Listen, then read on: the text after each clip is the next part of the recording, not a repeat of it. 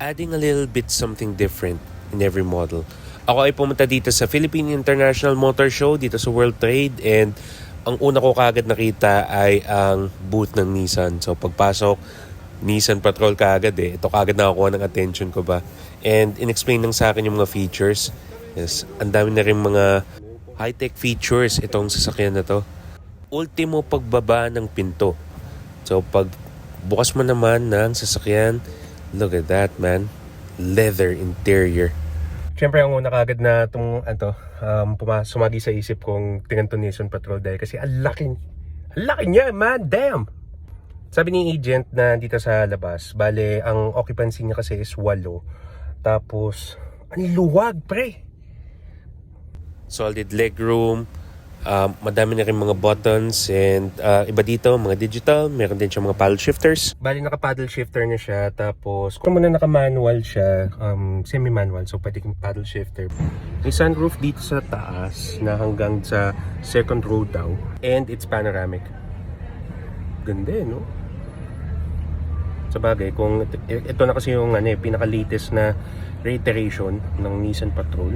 So, kung sakali, check nyo dito sa PIMS. Nandito sila until June 7, kung di ako nagkakamali, or June 6. Siyempre, tinignan ko na rin yung Nissan Navara na kalibre. Grabe, pagbukas, ang ganda ng loob eh. It has leather seats. Tapos, ang kanyang transmission ay automatic na. It has a widescreen, yes. And a lot of buttons. Dito naman sa likod, I think legroom is quite cramped. 2 aircon vents at saka charging ports. Tapos it's equipped with Yokohama tires. May payload capacity of 1 ton. I mean, grabe ang ganda, no? Meron din silang e-power na X-Trail. Yes. Dito naman sa labas, dun sa may booth ng test drive, meron silang pa-display kung gusto mo siya na ipa-overland.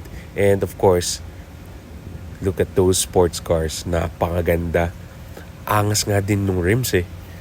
Meron din sila ng color blue, and ito talaga nakakuha ng attention ko yung kulay white dahil kasi napaganda. Ultimo pati yung rims, man. So ulit yung pagtambay dito sa likod dahil kasi ang ganda, man. Ganda ng mga selection at saka yung mga nakashow ng mga kotse. Dito naman sa labas, nandito din yung test drive area. So kung sakali, again, hanggang Sunday, nandito sila. Pass tayo dun sa main showroom. May tayong ticket. So pag nakalakad ka dito sa may entrance, sa kabila naman ang test drive ng mga ibang units. So Suzuki, Toyota. Pagpasok mo naman dito sa loob, ito yung bubungad sa'yo. Ang isa sa mga presenters would be yung Motul. Pagdating mo dito sa loob, ang dami kagad units na nakadisplay. So ang difference ngayon kasi ng PIMS compared to MIAS, lahat ng mga major brands na alam na natin dito sa Philippine market ay na-participate ngayon, as to MIAS na halos majority ay mga new players to the market. Kung tama yung pagkakagamit ko ng terminology. So, ang key difference kasi dito, lahat ng mga big names eh. So, you have Toyota, Suzuki, Nissan, Chery, ganon. Chery na rin kasi, tagal na kasi rin sila dito sa Philippine market eh. Ay ngayon mag-represent na kanilang mga latest units. Ika tayo. Inuna muna natin ng Isuzu, and napakaganda po ng D-Max. Sir, special place in my heart. And katabi nito naman would be yung Nissan. Ito ang kanilang electronic na pickup truck. Grabe. Everybody's hopping into the trend na ngayon eh. And so far, I am impressed dito din sa kanilang mga lineup. So, meron na rin silang mga electronic variation, even yung kicks. Ultimo itong Primera, which looks so futuristic. Gives me Tesla vibes. And of course, dito tayo sa Toyota. Meron din silang bagong electronic vehicle na nilabas. BZ4X na EV. Pagbukas mo, spacious sa likod. And, well, interesting yung unahan. Fully digital siya with a big screen. Tapos nandito naman tayo sa EV na Hilux. Taking a look inside. Synthetic leather ang kanyang seats, and ang interface at the interior is pretty much the same as the previous iteration. It comes with Bridgestone rims, at ito naman ang Land Cruiser FJ, ang pagbabalik ng isang classic. Yes sir. So pagtingin mo naman dun sa loob, ang gripe ko lang kasi normally with FJ, medyo maliit kasi siya sa loob eh. And yung kanyang interface is pretty much the same. Yes. And of course, dumaan tayo dito sa Hilux with a new look. Yes, facelift. Pero ang interiors niya is still pretty much the same. Dumaan din tayo, tingnan natin yung mga ibang iteration or yung mga ibang vehicles like this Land Cruiser na napakaangas. So checking out yung exhibit ngayon ng Toyota, and siguro tama nga yung sabi nila na parang may mga ilang units na to bago kasi siya dahil since they're trying to add more EV, mga hybrid na vehicles to their lineups. Applying yung philosophy ng Kaizen ng Toyota kasi na only change something different. Parang paunti lang try to change something small pero constant yung progress, parang ganon. Dun sa Hilux Conquest nandun. I had a great conversation kasi with Pong, so shoutout sa kanya dito. Sinabi niya kasi sa akin din na he puts it great nung sinabi niya na facelift lang yung ginawa kasi nila dun sa Hilux. So yung una lang binago pero yung loob at saka yung mga technical specs dun sa loob, it makes sense lang na hindi nila babaguhin Dahil kasi why fix something that is not broken? Yes. Hindi naman Mitsubishi naman. Yes sir, it's a fan favorite. Had a meeting with Jay. Plus we were just discussing lang yung role kasi ngayon ng Mitsubishi din with adapting to EV setup. Halos lahat kasi ng major players Yeah. Sabagay, parang isa din yun kasi about competition adapt kaysa mapag-iwanan. Nagpa-picture na ako dito sa Triton dahil kasi honestly, kung hindi ko nakuha yung GRS, I pretty much would have taken the Triton. Pagpunta naman natin, kaharap naman nito would be yung Jetour, and sobrang impressive yung lineup nila. Ang dami ko din nakikita na kumukuha ng kanilang mga sasakyan. And nakita nyo, nandun yung isa sa kanilang mga top managers. Grabe, napakaangas na setup na to. Dito naman sa Photon, so meron din silang Harabas model pang Harabas. Pardon the pun. Meron din dito ang Jayco at ang Kia na booth. Dito naman sa Kia, meron silang pure EV. Yes, meron din of course crowd favorites like the Kia Sorento, the Kia Sonet. Dito naman sa Suzuki, they have the e-Vitara. Yes sir.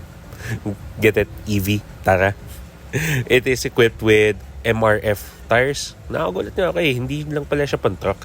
Checking yung interior para sa akin, it's quite on the smaller end if you ask me. Pero it has a sunroof at yung pagbukas naman dito sa likod na sa taas, legroom, though quite small, pwede na rin siya for a mid-size car. Yeah, for a family car.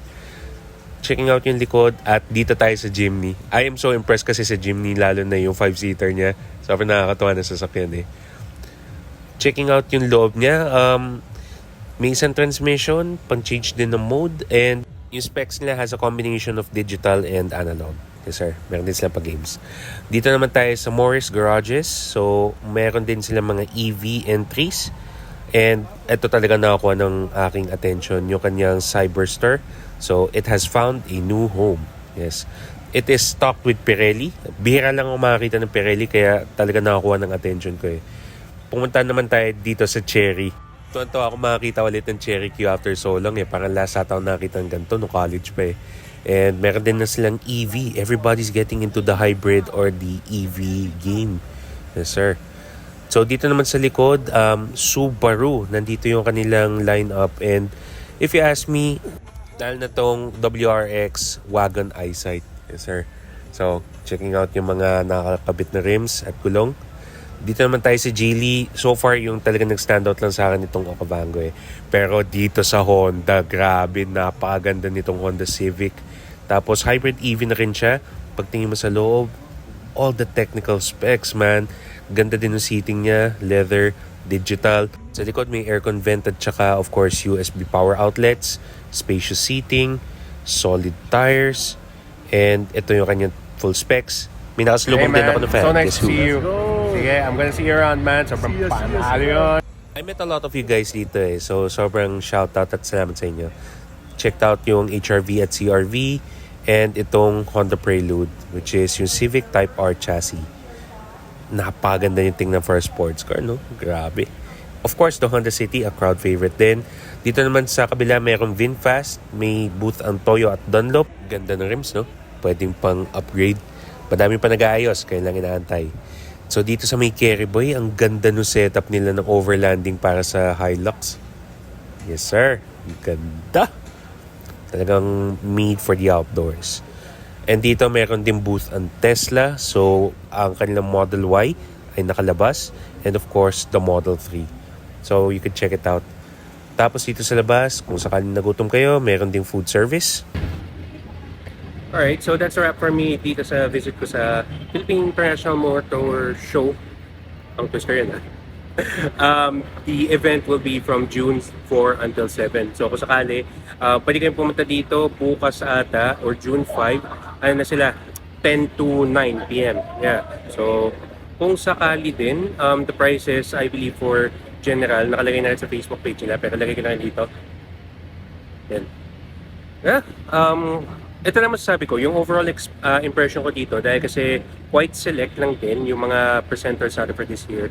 So, kung gusto nyo na yung mga subok na brands na, alam mo yun, throughout the years and at some point makita nyo ito sa kalsada, o kaya, you personally had a family member, naging family car nyo, o ikaw mismo, nagkaroon ng kotse under the said brand. So, kung gusto nyo na subok na, tingnan nyo lang latest models dito. Right? Sige. That's it for me. I'm going to catch you next time. Follow for more.